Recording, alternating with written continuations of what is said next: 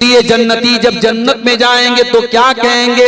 वक़ालुल हम्दुलिल्लाहिल्लज़ी हदाना लिहाज़ा वमा कुन्ना लिनहतदिय लौला अन हदानल्लाह। आए अल्लाह, तेरा करम और तेरा शुक्र है, तूने हमको हिदायत की नेमत से नवाजा, इस्लाम की नेमत से नवाजा। आए अल्लाह, अगर तू हमको हिदायत न देता तो हमें ये हिदायत नहीं मिल सकती थी, हम इस हिदायत को नहीं पा सकते थे। आए अल्लाह, तेरा करम है कि तूने हमको हिदायत से नवाजा। ये अल्लाह का बहुत बड़ा एहसान है मेरे प्यारे साथी। इसीलिए पांचों टाइम की नमाज में हम बार बार अल्लाह ताला से क्या दुआ करते हैं? इहदिनस सिरातल मुस्तकीम। आय अल्लाह, तू सिरात मुस्तकीम पर हमको चलाना, अपने सीधे रास्ते पर चलाना, इस्लाम के ऊपर चलाना। सिरातल लज़ीना अनअमता अलैहिम। आय अल्लाह, उनके रास्ते पर चलाना जिनके ऊपर तेरा करम हुआ, तेरा इनाम हुआ। आय अल्लाह, नबियों के रास्ते पर चलाना। आय अल्लाह, सिद्दीकीन के रास्ते पर चलाना। आय अल्लाह, शुहदा के रास्ते पर चलाना। आय अल्लाह, सालिहीन के रास्ते पर चलाना। गैरिल मग़दूबि अलैहिम वलद्दाल्लीन।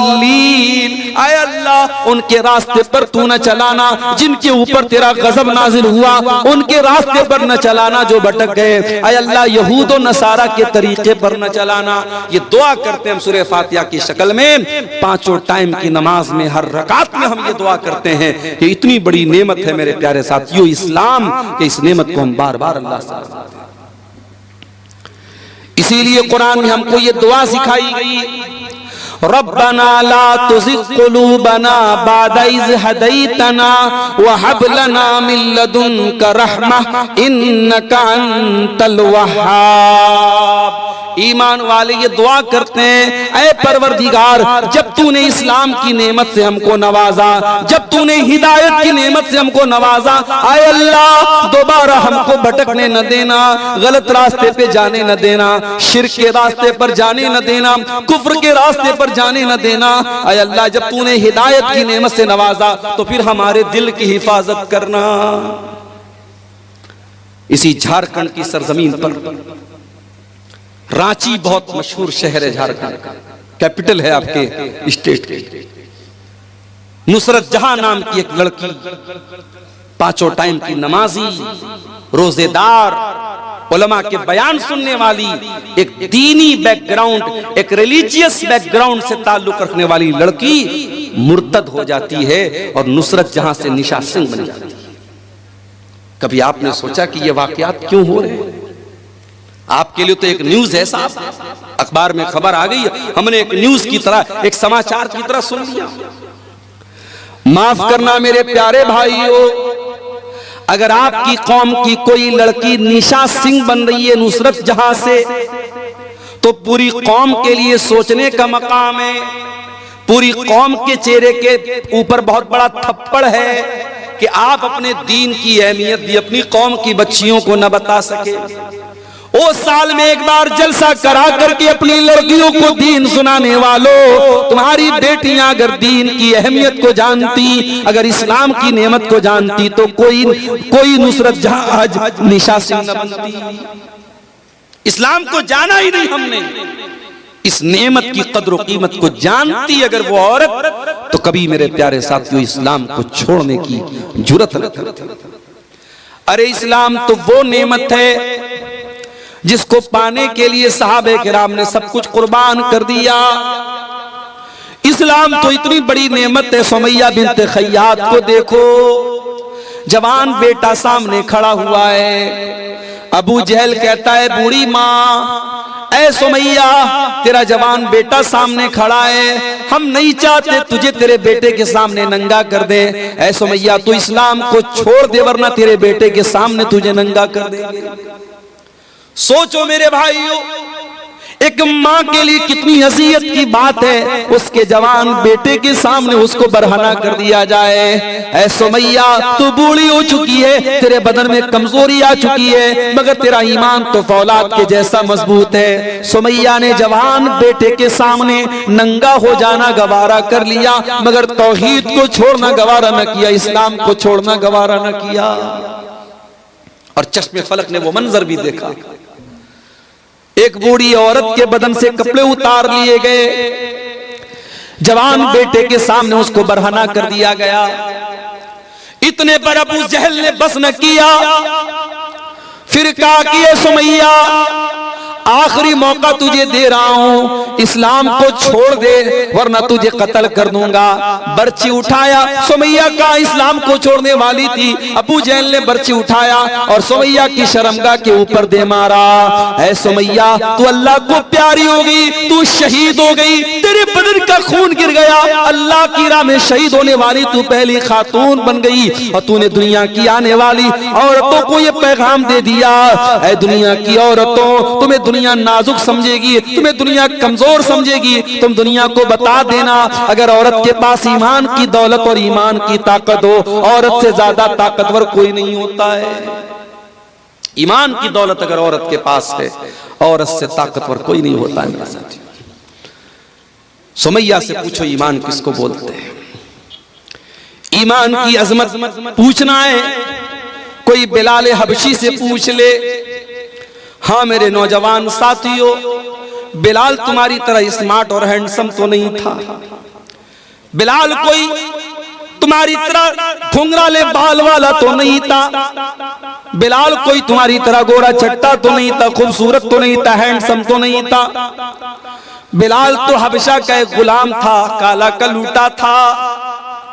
उसकी पूरी बॉडी काली थी, मगर उस काले सीने में जो दिल था, बिलाल के सीने में जो दिल था, वो दिल अल्लाह ताला की मोहब्बत से भरा हुआ था। ओ दुनिया वालों, तुमने तो जब भी देखा है लोगों की सूरतों को देखा है, लोगों के चेहरों को देखा है, आओ तुम्हें बिलाल की सीरत भी दिखाते हैं। बिलाल काले हैं, बिलाल का बदन काला है और बिलाल के काले बदन को उनका मालिक अरब के तपते हुए सहरा पर लिटा देता है। नीचे गरम गरम बालू है, नीचे गरम गरम रेत है और बिलाल के सीने पर गरम पत्थर भी रख देता है। बिलाल के सीने की चर्बी भी पिघल रही है और बिलाल की पीठ भी पिघल रही है। और बिलाल का मालिक कहता है, उमैया बिन खल्फ कहता है, ऐ बिलाल, तेरे सीने की चर्बी को पिघलाना हमें अच्छा नहीं लगता, तुझे टॉर्चर देना हमें अच्छा नहीं लगता। ऐ बिलाल, हम तुझे टॉर्चर करना बंद कर देंगे, बस एक शर्त है, तू अल्लाह की तौहीद को छोड़ दे और हमारे 360 माबूदों का इकरार कर ले। हमारे साथ तू भी शिर्क का नारा लगा दे और ला इलाहा इल्लल्लाह की आवाज तू निकालना बंद कर दे। बिलाल, हम तुझे तकलीफ देना छोड़ देंगे। बिलाल की जबान से आवाज नहीं निकल रही। बिलाल कुछ कहने की पोजीशन में नहीं है, मगर उस गर्म पत्थर के नीचे और उस तपते हुए सहरा में लेटे हुए बिलाल की जबान से एक लफ्ज सुनाई देता है। बिलाल कहते हैं, अहद अहद अहद, मैं जिस अल्लाह की इबादत करता हूँ वो एक है, वो यकता है, वो अकेला है, मैं एक अल्लाह की इबादत करने वाला हूँ। ऐ उमैया बिन खल्फ, तू लाख मेरे सीने पर गर्म पत्थर रख दे, तू लाख मेरे बदन की चमड़ी को जला डाले, ऐ उमैया बिन खल्फ, बिलाल अल्लाह ताला की तौहीद को छोड़ने वाला नहीं है। अहद अहद, मेरा अल्लाह एक है, मेरा माबूद एक है, मेरा रब एक है। ओ लोगों, इस्लाम वो नेमत है जिसकी हिफाजत की खातिर बिलाल के सीने की चर्बी पिघल गई, मगर बिलाल ने इस तौहीद को नहीं छोड़ा। ये शहादत गहे उल्फत में कदम रखना है। लोग आसान समझते हैं मुसलमान, हमने तो ये समझा मुसलमान के घर में पैदा हो गए, अब्बा ने अब्दुल्ला नाम रख दिया, अब्दुर्रहमान नाम रख दिया, लड़के थे तो खतना करा दिया, बड़े हुए टोपी लगाने लगे, लुंगी पहनने लगे, बड़े का गोश्त खाने लगे। हमने तो इन चीजों को मुसलमानों की पहचान बना डाली। ओ लोगों, इस्लाम इतना आसान तो नहीं है, ये तो शहादत गए उल्फत में कदम रखना है। लोग आसान समझते हैं मुसलमान होना, लोग आसान समझते हैं मुसलमान होना। इस्लाम ये फूलों की सेज नहीं है मेरे प्यारे साथियों, ये कांटों भरा रास्ता है। इस्लाम पर चलते हुए कदम कदम पर ऐसे मौके आएंगे जब आपको अपनी ख्वाहिशात का गला घोटना पड़ेगा, अपनी इच्छाओं को मारना पड़ेगा, अपनी डिजायर्स को खत्म करना पड़ेगा, तब जाकर के आप अल्लाह ताला की जन्नत को पा सकते हैं। इस्लाम ने पूरे के पूरे दाखिल हो जाओ, इस्लाम में अधूरे दाखिल मत होना। इस्लाम वो दीन है जो अल्लाह ताला का इकलौता पसंदीदा दीन है। इस्लाम के आने के बाद अब कोई और दीन अल्लाह ताला क्या स्वीकार्य नहीं होगा, एक्सेप्टेबल नहीं होगा, कबूल नहीं किया जाएगा। अल्लाह कुरान में कहता है इन्नद्दीन इंदल्लाहिल इस्लाम, अल्लाह ताला के यहाँ अगर कोई दीन कबूल होगा तो इस्लाम होगा। अल्लाह फरमाता है वमन यब्तगी गैरल इस्लाम दीनन फलन युक़बल मिन्हु व हुवा फिल आखिरति मिनल खासिरीन। तुम इस्लाम को छोड़ करके कोई और मजहब लेकर के आओगे, तुम जितनी भी नेकी का पहाड़ लेके आ जाओ, अगर इस्लाम के अलावा कोई और मजहब लेकर के आओगे कबूल नहीं किया जाएगा। दुनिया के और मजहब में अल्लाह को खुश करना है, शादी नहीं कर सकते। बड़े बड़े ईसाइयों के गिरजाघरों में चले जाओ, वहां आपको ऐसी औरतें मिलेंगी जिनको नन कहा जाता है। ये नन वो औरतें होती हैं जो जिंदगी भर शादी नहीं करती हैं, जो अपने आप को चर्च के लिए खास कर लेती हैं। उनका अकीदा ये होता है अगर अल्लाह ताला को राजी करना है, खुश करना है, तो हम शादी नहीं करेंगे, हम शौहर के पास नहीं जाएंगे, हम सारी जिंदगी चर्च में रहेंगे। उनको नन कहा जाता है। ये अकीदा है ईसाइयों का। हमारे हिंदू भाइयों क्या एक अकीदा है, अगर आपको ईश्वर को प्रसन्न करना है, अल्लाह को खुश करना है, तो आपको ब्रह्मचारी बनना पड़ेगा, दुनिया को त्यागना पड़ेगा, पत्नी से दूर रहना पड़ेगा, बच्चों से दूर रहना पड़ेगा, दुनिया को मोह माया समझ करके दुनिया को त्याग देना होगा, दुनिया को छोड़ देना होगा। जरा सोचो मेरे प्यारे साथियों, अगर ये तसव्वुर इस्लाम का भी होता तो कितनी परेशानी होती। आए अल्लाह तेरा शुक्र है तूने हमें मुसलमान बनाया और इस्लाम जैसा दीन हमको दिया जिसमें दुनिया को त्यागने का, दुनिया को छोड़ने का हुक्म नहीं दिया गया। बल्कि कुरान में अल्लाह हमको दुआ सिखाता है कि ऐ मेरे बंदो ये दुआ पढ़ा करो, रब्बना आतिना फिद दुनिया हसना व फिल आखिरति हसना व क़िना अज़ाबन नार। ऐ परवरदिगार हमारी दुनिया को भी अच्छा बना दे, हमारी आखिरत को भी अच्छा बना दे और हमें जहन्नम की आग से तू बचा ले। ये कुरान की सबसे जामे दुआ है और ये वो दुआ है मेरे प्यारे साथियों। अगर आपने कभी हज किया होगा, कभी उम्रा किया होगा, जब आप तवाफ करते हैं खाने काबा का तो हजर अस्वद और रुकन यमानी के बीच में इस दुआ को पढ़ते हैं। ये इतनी प्यारी दुआ है मेरे साथियों।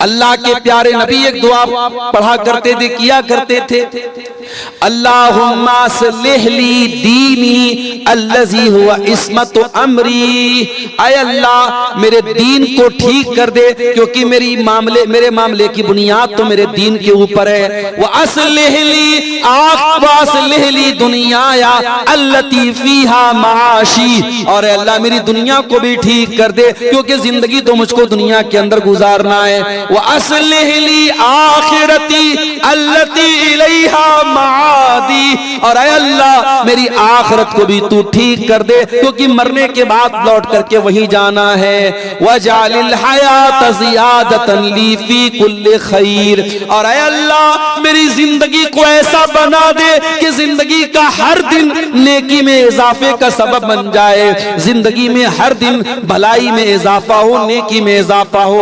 वजालिल मौत राहतन ली मिन कुल्ली शर, और ऐ अल्लाह जब तुम मौत देना तो ऐसी मौत देना कि हर तकलीफ से, हर शर से मुझको नजात मिल जाए। ये बड़ी जामे दुआ है। अल्लाह के प्यारे नबी ये दुआ पढ़ा करते थे, तो हमें ये दुआ सिखाई गई मेरे साथ। हमारे नबी ने शादी भी की, एक साथ आपकी 9 बीवियां थी, सबका हक आप अदा करते थे। आपके कुछ सहाबा ने जब शादी ना करने का इरादा कर लिया, मिसाल के तौर पर एक सहाबी थे, उनका नाम था उस्मान बिन मज़ून रज़ी अल्लाह ताला अन्हु। उन्होंने ये तय कर लिया कि मैं शादी ही नहीं करूंगा, यहां तक कि उन्होंने ये तय कर लिया कि वो अपने टेस्टिकल्स को निकलवा देंगे, अपने खुशियतैन को निकलवा देंगे, यानी मर्द रहने के काबिल ही नहीं रहेंगे, मर्दानगी खत्म कर देंगे, शादी के काबिल ही नहीं बचेंगे। यहां तक उन्होंने इरादा कर लिया। भाई उस जमाने में नसबंदी नहीं होती थी, मेडिकल साइंस का जमाना नहीं था। तो जैसे हम जानवरों को देखते हैं कि जानवरों को खस्सी कर दिया जाता है ताकि फिर जानवर पैदावार बढ़ाने के काबिल न बचे, तो हजरत उस्मान बिन मज़ून ने खस्सी करने का अपने आप को इरादा कर लिया कि मैं इस लायक ही न बचूं कि मैं शादी कर सकूं। अल्लाह के नबी को पता चला, आपने उस्मान बिन मज़ून को बुलवाया। और मैं यहां पर यह वजाहत कर दूं कि ये वो उस्मान नहीं है जो अल्लाह के नबी के दामाद थे, वो दूसरे उस्मान है। ये गलतफहमी मत पाल लीजिएगा। वो उस्मान बिन अफ़्फ़ान थे जो नबी के दामाद थे, ये दूसरे हैं। इनका नाम उस्मान बिन मज़ून था, इनके अब्बा का नाम मज़ून था। ये अल्लाह के नबी के पास आए, नबी ने पूछा क्या है उस्मान, मुझे ऐसा ऐसा पता चला है। कहा है अल्लाह के नबी, सही पता चला है। आपने फरमाया कि ऐ उस्मान, तब तकी रहबानियतन, क्या तुम ये चाहते हो कि इस्लाम को छोड़ करके तुम रहबानियत अपना लो? ऐ उस्मान, मेरे दीन के अंदर रहबानियत नहीं है। ऐ उस्मान, मैं अल्लाह का नबी हूं, लेकिन कान खोल करके सुन लो। उमिरतु अन अनामा व अकूमा, मुझे अल्लाह ने हुक्म दिया है मैं रात में आराम भी करता हूं और रात में नमाज भी पढ़ता हूं। व असूमा व उफ्तिर, मैं रोजा भी रखता हूं और कभी कभी रोजा नहीं भी रखता हूं, मैं कंटिन्यू नफिल रोजा नहीं रखता हूं। और अल्लाह ने मुझको हुक्म दिया है मैं निकाह भी करता हूं, मेरी बीवियां भी हैं, और यही मेरा तरीका है। फमन रगीबा अन सुन्नती फलैसा मिन्नी, जो मेरे तरीके से हटेगा उसका मुझसे कोई ताल्लुक नहीं है। इस्लाम इतना प्यारा दीन है, रडुआ बन करके कोई जिंदगी गुजारे, कोई शादी न करे, कोई बगैर जोड़े के रहे, इस्लाम की तालीम नहीं है। इस्लाम हुक्म देता है अपने लड़कों और लड़कियों की शादी कराओ। कोई लड़का, कोई मर्द बगैर बीवी के न रहे, कोई औरत बगैर शौहर के न रहे। ये इस्लाम की तालीम है मेरे प्यारे साथी। और आगे बढ़िए, अल्लाह के नबी के एक सहाबी हैं, नाम नोट कर लो, अब्दुल्ला बिन अमर बिन आस। नबी के सहाबा में 4 अब्दुल्ला बहुत मशहूर हैं। नहीं मालूम के दुआ वालों को शायद, उलमा को शायद पता है, बल्कि यकीनन पता होगा। अवाम की बात अगर कहूं, रात रात भर तकरीर सुनने वालों को भी नहीं पता होगा। नबी के सहाबा में 4 अब्दुल्ला बहुत फेमस है, बहुत मशहूर हैं। अब्दुल्ला बिन उमर, अब्दुल्ला बिन मसऊद, अब्दुल्ला बिन अमर बिन आस और अब्दुल्ला बिन अब्बास। ये 4 अब्दुल्ला बहुत मशहूर है साहबा। इनको अबादिले अरबा कहा जाता है, 4 अब्दुल्ला। इसमें से एक सहाबी अब्दुल्ला बिन अमर बिन आस हैं, वो भी सहाबी, उनके अब्बा भी सहाबी, बाप भी सहाबी, बेटा भी सहाबी। हजरत अब्दुल्ला बिन अमर बिन आस बहुत बड़े सहाबी हैं, बहुत नेक इंसान है, रात रात भर नमाज पढ़ने वाले इंसान है, दिन में कंटिन्यू नफिल रोजा रखने वाले इंसान है। उनकी शादी हो गई। शादी के कुछ दिनों के बाद जब बहू को ससुर ने देखा कि बहू न बालों में कंघी कर रही है, न चेहरे पर पानी फेर रही है, चेहरा भी अजीब सा बना हुआ है, बाल भी बिखरे पड़े हैं, तो ससुर ने बहू से पूछा कि क्या बात है, ऐसी तूने हालत क्यों बना के रखी है? अय अब्दुल्ला, तेरे शरीर का भी तेरे ऊपर हक है, तेरी बीवी का भी तेरे ऊपर हक है, तेरे रब का भी तेरे ऊपर हक है। अय अब्दुल्ला, अल्लाह का हक भी अदा करो, बीवी का हक भी अदा करो, मेहमान का हक भी अदा करो, और अपने शरीर का भी हक अदा करो। सबका हक दो, सबको सबका हक दो। ये है इस्लाम की खूबसूरती और ये है इस्लाम की तालीम। मेरे प्यारे साथियों, वो प्यारा दीन हमें और आपको मिला है, मगर हमने क्या किया? हमने इस इस्लाम को बहुत लिमिटेड बना दिया। मस्जिद के अंदर आए, अल्लाहु अकबर, हाथ कहां बांधा? सीने पर बांधा। क्यों बांधा? अब्दुल गफ्फार साहब, नमाज में हाथ कहां बांधना है?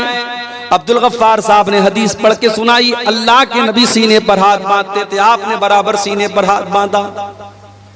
रुकू में गए, मौलवी साहब जब रुकू में जाएंगे तो पीठ कैसी होगी? मौलवी ने हदीस पढ़ के सुनाई, जब तो रुकू में जाए तो पीठ बिल्कुल बराबर होनी चाहिए, सर के लेवल के बराबर होनी चाहिए, न ऊंची होनी चाहिए न नीची होनी चाहिए। रुकू से उठा, समी अल्लाहु लिमन हमीदा रब्बना वलकल हम्दु हम्दन कसीरन तय्यबन मुबारकन फी। सजदे में गया। मौलवी साहब सजदा करते वक्त कौन कौन सी चीजें जमीन पर होनी चाहिए? मौलवी साहब ने हदीस पढ़ के सुनाई। अल्लाह के प्यारे नबी फरमाते हैं, उमिरतु अन अस्जुदा अला सबती आज़ुम, मुझे हुक्म दिया गया है कि सजदे के अंदर 7 हड्डियां जमीन पर होनी चाहिए। दोनों हाथ जमीन पर होना चाहिए, दोनों पैर का घुटना जमीन पर होना चाहिए, दोनों पैर का पंजा, पैर की जो हथेली है वो जमीन पर होनी चाहिए, और इसी तरीके से माथा और नाक, माथा और नाक दोनों एक में है। ये 7 चीजें सजदे में होनी चाहिए। नमाज में आप मुकम्मल हदीस को फॉलो कर। एक एक मसला पूछ रहे हैं मौलवी साहब।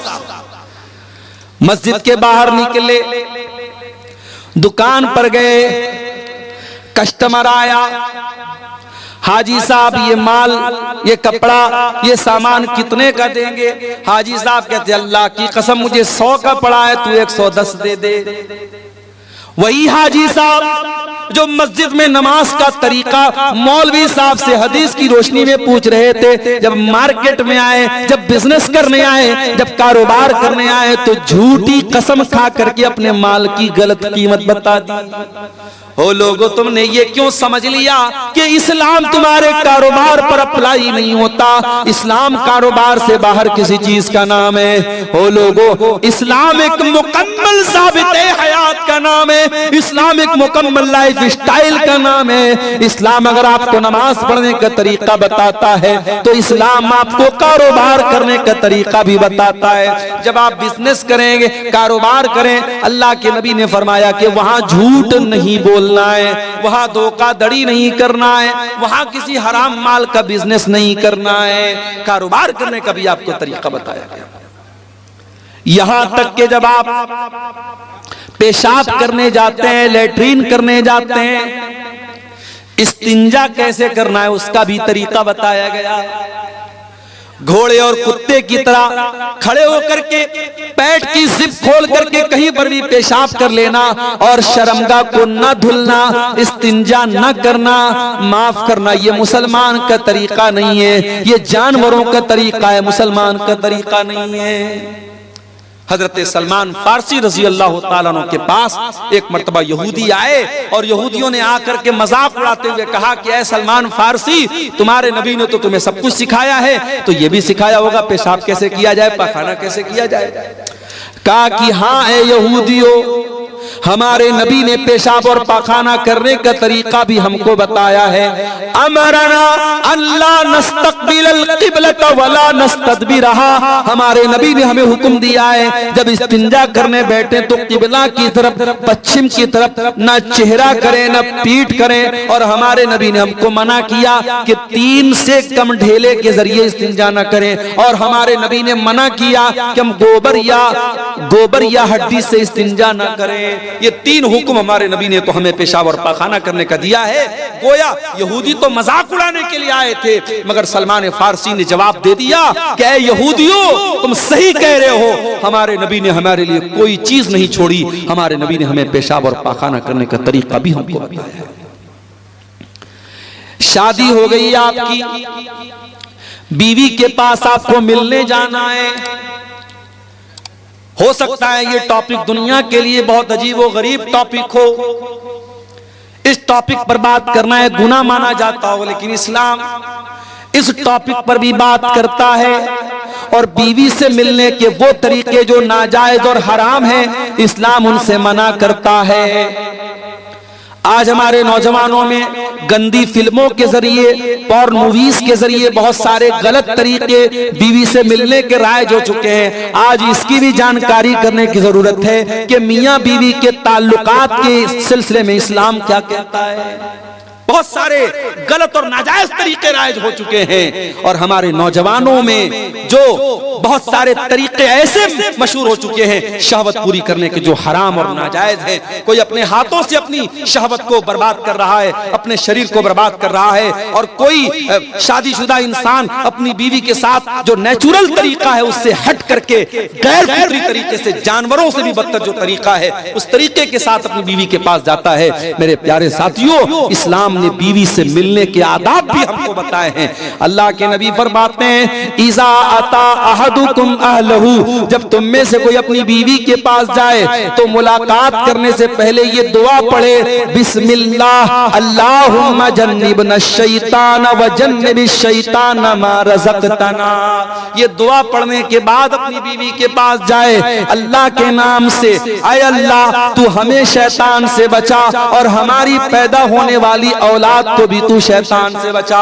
अल्लाह के प्यारे नबी फरमाते हैं, अगर कोई ये दुआ पढ़ने के बाद बीवी से मुलाकात करेगा, अगर औलाद पैदा होगी, अगर अल्लाह ने मुकद्दर में औलाद लिखी है तो शैतान उस औलाद को नुकसान नहीं पहुंचाएगा। बड़ी छोटी सी दुआ है, लेकिन आज हम में से बहुत सारे लोग बड़े दीनदार हैं मगर ये छोटी छोटी बातें हैं। मेरे प्यारे साथियों, इस्लाम तो हमें बीवी से मिलने के आदाब भी हमको बताता है। और आगे बढ़िए, शादी ब्याह उसको हमने बिल्कुल खारिज कर दिया इस्लाम से। चाहे आपके इस इलाके की अंसारी बरादरी हो, चाहे हमारे बनारस के अंसारी समाज के लोग हों, चाहे आपके कटिहार के शेरशाबादी समाज के लोग हों, मुसलमानों में शादी में बहुत सारी फजूल किस्म की रस्म रिवाज आ गई। कहीं जहेज धड़ल्ले से चल रहा है, बाकायदा डिमांड हो रही है। हमारे पहचान के एक साहब हैं, वो बिहार बेतिया एक जगह है, बिहार में बेतिया के रहने वाले हैं, कई बेटियां हैं उनकी, सरकारी टीचर हैं। तो एक मर्तबा उनकी किसी बेटी का रिश्ता लगा, तो मैंने पूछा कि मास्टर साहब आपकी बेटी का जो रिश्ता लगा है लड़का क्या करता है? तो कहा कि लड़का राजगीर का काम करता है, जो मकान वगैरह बनता है मिस्त्री का काम करता है। तो जाहिर है मिस्त्री का काम करता है तो एक लेबर क्लास का ही काम है, कोई बहुत हाई फाई काम तो नहीं है। तो उन्होंने कहा, रोते हुए कहा, बड़े दर्द के साथ कहा कि मौलाना साहब राजगीर का काम करता है वो लड़का, लेकिन 5 लाख रुपए की डिमांड किया है उसने जहेज। क्या कहेंगे आप? जितना क्वालिफाइड दामाद है उसी के हिसाब से डिमांड हो रही है, और जहेज मांगने वाला भी पक्का मुसलमान और जहेज देने वाला भी पक्का मुसलमान। मेरे प्यारे साथियों, नबी के दौर में हजारों शादियां हुई, नबी ने 11-11 शादियां की, नबी ने 4 बेटियों की शादी की, सहाबे किराम ने निकाह किया। न वहां बारात था, न वहां जहेज था, न वहां मंगनी की रस्म थी, न वहां हल्दी की रस्म थी। बड़े सिंपल तरीके से निकाह हो जाता था। हमारे यहाँ आज शादी ब्याह में पूरा का पूरा सिस्टम ही गड़बड़ है। बस एक काम सुन्नत के मुताबिक होता है, बल्कि वो भी सुन्नत के मुताबिक नहीं होता है। निकाह पढ़ाने के लिए हम मौलवी साहब को बुलाते हैं और मौलवी साहब बेचारे आते हैं और बाकायदा लड़का के पास निकाह कबूल कराने के पहले लड़की के पास जाते हैं और लड़की से कबूल करवाते हैं। हमारे बनारस में भी ये रिवाज है। मैं तो कई बार तकरीरों में बोल चुका हूं कि भाई लड़की के पास काजी साहब मौलवी साहब को जाकर के कबूल करवाने की कोई जरूरत नहीं है। इस्लाम में लड़की को कबूल नहीं करना है, कबूल करने का काम लड़के को करना है। अभी कल की बात मैं आपको बताऊं, बनारस में एक निकाह पढ़ाना था, हमारे एक दोस्त की बहन की भाई की शादी थी, निकाह पढ़ाने में गया तो अब वो सिस्टम तो वही था, लड़की के यहाँ भी जाना था, पर्दा लगा हुआ था, उधर लड़की बैठी है, अब फला बिनते फला आपका निकाह फला के साथ हो रहा है, क्या आपको कबूल है? लड़की अंदर से रो रही है, बेचारी तड़प रही है, उसकी माँ समझा रही है, चची लोग समझा रही, बेटा बोल दे बोल दे बोल दे। बड़ी देर के बाद लड़की बोलती हाँ कबूल है। अच्छा भाई, निकाह नामा में लेकर के गया था मैंने, उसमें बता दिया भाई लड़की की यहाँ साइन करा लो, सिग्नेचर करा लो। अब निकाह नामा जब अंदर से आया बाहर तो देखा इतनी बड़ी सी पेन उसके साथ, खूबसूरत सी पेन, उस पर जो है नग वगैरह जड़े हुए हैं और मोर का पंख लगा हुआ है और उस पर इंग्लिश में कुछ लिखा हुआ है। मैंने देखा तो लिखा तो कबूल है, उस पेन के ऊपर लिखा हुआ है कबूल है। तो आजकल ये ड्रामेबाजी चल रही है। दुल्हन के लिए बाकायदा ऐसा दुपट्टा आ रहा है, दुपट्टे पर लिखा रहता फलाने की दुल्हन, अब्दुल्ला की दुल्हन, अब्दुर्रहमान की दुल्हन। यानी जब तक वो बेचारी दुपट्टा नहीं पहनेगी लोग नहीं समझेंगे कि किसकी दुल्हन है, किसी और की दुल्हन समझ लेंगे उसको। अजीब व गरीब तमाशे हो रहे हैं। नकाब पहन करके लड़कियां आजकल चलती हैं, नकाब के ऊपर एक पट्टी बनी है, पट्टी पर क्या लिखा, इस्लाम की शहजादी। अरे कैसी तू शहजादी है रे, कैसी शहजादी है तू नकाब की को बदनाम कर रही है। अगर वाकई में तो इस्लाम की शहजादी है तो अपने इस नकाब को सिंपल कर ले। आज देहातों में बहुत सारी जगहों पर देखते हैं नकाब के ऊपर लाइट लगी है, खूबसूरत सी लाइट लगी, चमक रही। अरे भाई नकाब के ऊपर लाइट का क्या काम है? तो ये सब ढकोसलेबाजी हम कर रहे हैं मेरे प्यारे साथियों, माफ करना, इस्लाम इन ढकोसलेबाजियों का नाम नहीं है। इस्लाम बड़ा सिंपल दीन है, दूसरे के तरीके पर और दूसरों के नक्शे कदम पर चलने की कोशिश मत करो मेरे प्यारे साथियों। अल्लाह के नबी ने फरमाया लतत्तबिउन्ना सुनन मन कान क़ब्लकुम शिब्रम बिशिब्रिन व ज़िराम बिज़िरा। ऐ मेरी उम्मत के लोगों, तुम अपने से पहले के लोगों के तरीके पर चलोगे। अगर वो एक बालिस्त चले तो तुम भी एक बालिस्त चलोगे, अगर वो एक हाथ चले हैं तो तुम भी एक हाथ चलोगे। हत्ता लौ सलकू जोरा अगर तुमसे पहले के लोग किसी जानवर के बिल में चले जाएंगे तो तुम भी बिल में चले जाओगे। अंधी तकलीद दूसरों की करने की वजह से आज हमारी कौम मेरे प्यारे साथियों बर्बाद हो। और आगे बढ़िए, इस्लाम में पूरे के पूरे दाखिल हो जाओ। हाजी साहब मस्जिद में गए, मौलवी साहब से नमाज का तरीका तो पूछ लिया, मस्जिद के बाहर आए, अपने सगे भाई की जमीन को हत्या करके बैठ गए, अपने पड़ोसी की जमीन पर नाजायज कब्जा करके बैठ गए। ओ हाजी साहब, ये जमीन आपके साथ तो नहीं जाएगी दुनिया से। ओ मेरे भाई, जिस दिन तुम मर जाओगे ये सारी जमीन तो दूसरों की हो जाएगी, ये सारा माल तो दूसरों का हो जाएगा, सब ठाट पड़ा रह जाएगा जब लाद चलेगा बंजारा। कब्र की 2 गज जमीन के अंदर सबको जाना है, सब छोड़ के जाना है। ये जमीनें यही रह जाएंगी, ये जायदादें यही रह जाएंगी, ये खेत खलियान यही रह जाएगा, ये तिजोरियां यही रह जाएंगी, ये बैंक बैलेंस दूसरों के नाम हो जाएगा। मेरे प्यारे साथियों, जब आप कब्र के अंदर जाएंगे, जितने भी नेक हों, जितने भी नमाजी हों, जितने भी दीनदार हों, ये कब्र आपको दबोचेगी, ये कब्र आपको पकड़ेगी, ये कब्र आपको के ऊपर तंग हो जाएगी। नबी के सहाबी थे साद बिन मुआज रजी अल्लाह ताला अन्हु, इंतकाल हो गया। नबी के इतने बड़े सहाबी इंतकाल हो गया कि अल्लाह के नबी ने उनके इंतकाल के मौके पर फरमाया इhtazal मौत लिसाद इब्न मुआज। आज साद इब्न मुआज का इंतकाल हुआ है। आज इनके इंतकाल पर अल्लाह का अर्श भी हिलने लगा है। इनके जनाजे में 70,000 फरिश्ते जमीन पर उतरे थे। इनका बदन भारी भरकम था। जब जनाजा उठाया गया तो जनाजा बड़ा हल्का मालूम हो रहा था। बाज मुनाफिकों ने कहा कि अरे जनाजा तो बड़ा हल्का मालूम हो रहा है। अल्लाह के प्यारे हबीब ने फरमाया इन्ना लहू हमलतन गैरुकुम। ऐ मेरे सहाबा, ये साद बिन मुआज का जनाजा है, इसके जनाजे में फरिश्ते भी शामिल हैं। इनके जनाजे को फरिश्तों ने उठा के रखा है। इतने बड़े सहाबी थे साद बिन मुआज रजी अल्लाह ताला। साद बिन मुआज को कब्र में उतारा जाने लगा। सहाबे किराम भी साइड में खड़े हैं, अल्लाह के प्यारे नबी भी कब्र के पास खड़े हैं। जब जनाजे को कब्र में उतारा जाने लगा, अचानक अल्लाह के नबी के चेहरे की रंगत बदल गई। अल्लाह के नबी के चेहरे पर डर तारी हो गया, आपके चेहरे पर खौफ तारी हो गया और आपने 3 मरतबा फरमाया सुबहान अल्लाह, सुबहान अल्लाह, सुबहान अल्लाह, अल्लाहु अकबर, अल्लाहु अकबर, अल्लाहु अकबर। आपने 3 मरतबा तकबीर पढ़ी, 3 मरतबा तस्बीह पढ़ी। साहबा ने भी तस्बीह पढ़ी, साहबा ने भी तकबीर पढ़ी। साहबा ने कहा अल्लाह के नबी क्या बात है, आप क्यों घबराए से लग रहे हैं, क्यों आप 3 मरतबा तस्बीह पढ़ रहे हैं, क्यों आप 3 मरतबा तकबीर पढ़ रहे हैं। आपने फरमाया ऐ मेरे सहाबा तज़ायक़ अला साहिबिकुम अल कब्र, तुम्हारे इस साथी की कब्र इनके ऊपर तंग हो गई। इनकी कब्र ने इनको दबोचा था, इनकी कब्र ने इनको पकड़ा था, और जितनी देर इनकी कब्र ने इनको पकड़ा था, ऐ मेरे साहबा, मैं भी डर गया और मैंने अल्लाह की तस्बीह पढ़ी, अल्लाह की तकबीर पढ़ी। ऐ मेरे साहबा, इन्ना लिल कब्रि ज़ग़ततन लौ नजा मिन्हु अहदुन लनजा साद इब्न मुआज़। अगर कब्र के दबोचने से कोई बच जाता तो साद बिन मुआज़ बच जाते।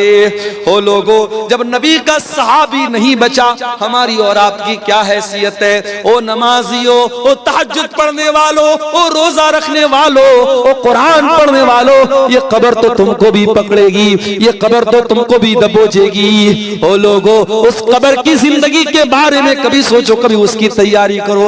ये नाजायज की जायदादें, ये नाजायज जमीनें, ये नाजायज दौलत दूसरे लेके चले जाएंगे, दूसरे मौज मस्ती करेंगे और तुम कब्र में उसकी सजा झेलोगे। ये कोई फायदे का सौदा नहीं, ये घाटे का सौदा है मेरे साथ। हराम कमाई ला करके दूसरों की जिंदगी बना रहे हो और अपनी आखिरत बर्बाद कर रहे हो।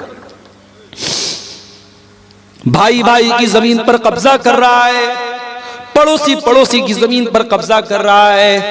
अल्लाह के नबी फरमाते हैं, ओ लोगों, कान खोल करके सुन लो, मैं एक इंसान हूं, मेरा फैसला गलत भी हो सकता है कि दो लोग जमीन का फैसला मेरे पास कराने के लिए आए और एक इंसान बड़ी चिकनी चुपड़ी बात करने वाला हो और उसकी बात के फेवर में मैं फैसला कर दूं और दूसरे के खिलाफ कर दूं, जिसका हक था उसको न मिले दूसरे को दे दूं। ऐसा हो सकता है, मैं इंसान हूं, मुझसे गलती हो सकती है।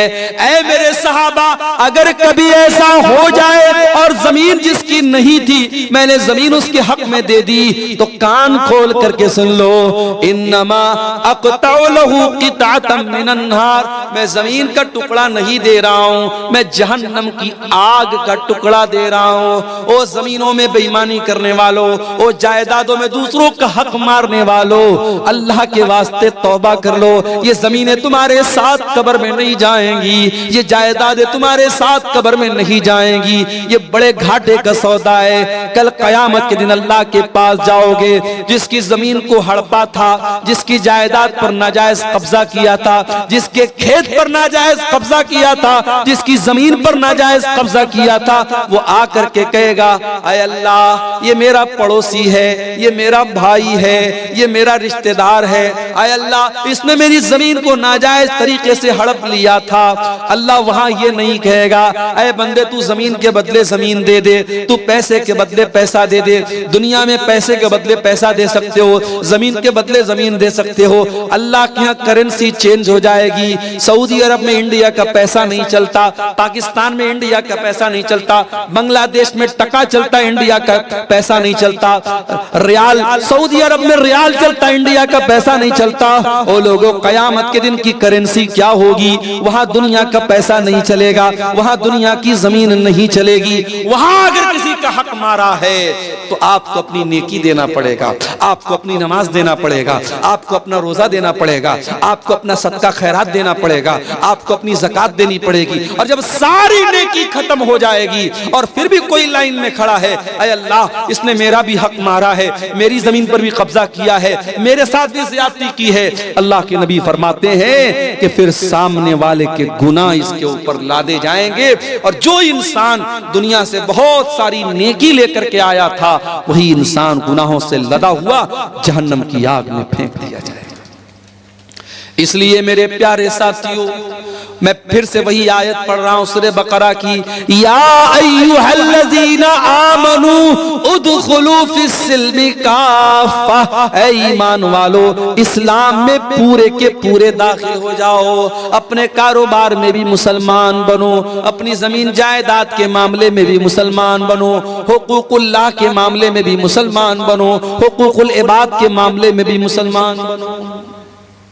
अगर बाप हो, एक अच्छे बाप बनो, बेटे हो, एक अच्छे बेटे हो, शौहर हो, एक अच्छे शौहर हो, सारे गांव के लिए बहुत अच्छे हो, बीवी से कभी प्यार से बात नहीं करते।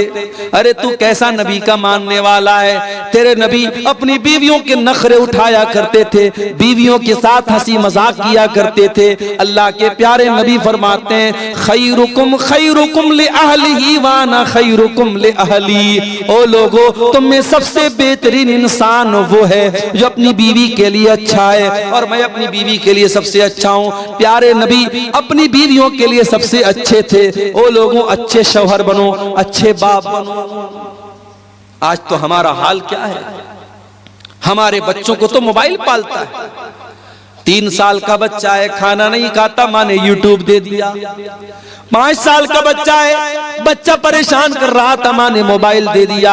आपका बच्चा तो मोबाइल से पल रहा है, यूट्यूब से पल रहा है। ओ लोगों, अपने बच्चों को टाइम दो। एक मर्तबा ट्रेन में मैं सफर कर रहा था, एक गैर मुस्लिम लड़का लड़की आपस में बात कर रहे हैं। मुझे नहीं मालूम कि भाई बहन थे या मियाँ बीवी थे या कौन थे, मुझे नहीं मालूम, आपस में बात कर रहे थे। ट्रेन की बात बता रहा हूं। तो लड़के ने कहा कि आजकल छोटी छोटी बच्चियां प्यार मोहब्बत के नाम पे क्या क्या कर रही हैं। 8-8 साल की 10-10 साल की लड़कियां, वो भी प्यार मोहब्बत के चक्कर में पड़ी हुई। तो जो लड़की थी ट्रेन के अंदर, उस लड़की ने बड़ी पॉइंट की बात की। उसने कहा कि छोटी छोटी बच्चियां अगर गलत रास्ते पर जा रही हैं तो ये जिम्मेदारी किसकी है कि उनको सही गलत का फर्क बताएं? ये जिम्मेदारी माँ बाप की है, ये जिम्मेदारी गार्जियन की है। तो लड़का बोला कि गार्जियन कितना ध्यान देगा, गार्जियन कितना भी देखेगा। तो लड़की ने कहा कि गार्जियन अपने आप को झोंक दे। आज का दौर वो दौर है। वो गैर मुस्लिम लोग थे, उनकी बातें, मैं ट्रेन में बैठा था। आजकल का तो माहौल ऐसा है, ट्रेन पर भी आप ज्यादा किसी से बात नहीं कर सकती, अपनी अपनी सीट पर आदमी बैठा रहता है। लेकिन वो बातचीत जो हो रही थी मैं सुना, तो मुझे वो बात बड़ी वजनदार लगी। उस लड़की ने कहा कि आज के दौर में अगर अपनी बच्चियों की परवरिश करना है तो अपने आप को कुर्बान करना पड़ेगा, तब आप बच्चियों की परवरिश कर सकते हैं। मेरे प्यारे साथियों, जमाना बड़ा नाजुक है। आपकी जवान होने वाली बेटियों को बहकाने के लिए हजारों रास्ते मौजूद हैं। फेसबुक मौजूद है, इंस्टाग्राम मौजूद है, व्हाट्सएप मौजूद है। स्कूल का गंदा माहौल है, कॉलेज का गंदा माहौल है, सोशल मीडिया है, इलेक्ट्रॉनिक मीडिया है, प्रिंट मीडिया है, शैतान के फितने हैं। आपकी जवान होने वाली नस्ल को बर्बाद करने के बहुत सारे रास्ते हैं। अगर आपने ध्यान न दिया, अगर आपने अपने आप को कुर्बान नहीं किया अपने बच्चों की तरबियत के लिए, कल पछताना पड़ेगा। अगर आपने आज ध्यान न दिया, कल बहुत सारी नुसरत जहां ऐसी सामने आ जाएंगी जो निशा सिंह बन जाएगी। आपकी मुसलमान लड़कियां बड़ी तेजी के साथ मुर्तद हो रही हैं। मैं झारखंड में गांव-गांव जाके कह रहा हूं, मैं बिहार के गांव-गांव जाके कह रहा हूं, ओ लोगों, अपनी औरतों को दीन पहुंचा दो। साल में एक बार जलसा कराने से काम नहीं चलेगा।